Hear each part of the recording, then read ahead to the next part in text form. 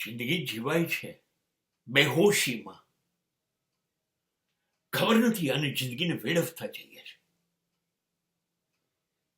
આપણને એ નથી ખબર મૃત્યુએ બારને ટકોરા મારી દીધા છે, અને જે ક્ષણ તમારા માટે નક્કી થઈ છે એ દિવસ, એ કલાક, એ પળ એનાથી એક વધારે કે એક ઓછી મળવાની નથી.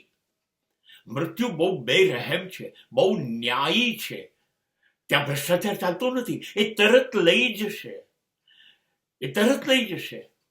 એ ડેથ વોરંટ લઈને આવ્યું છે, અને તમારા માપનું કફન બજારમાં વેચાતું થઈ ગયું છે. જિંદગીમાંથી નિર્ણયો બહુ ઝડપથી લો. નકામી વસ્તુ છોડવાનું શરૂ કરો. બારણે ઊભું છે.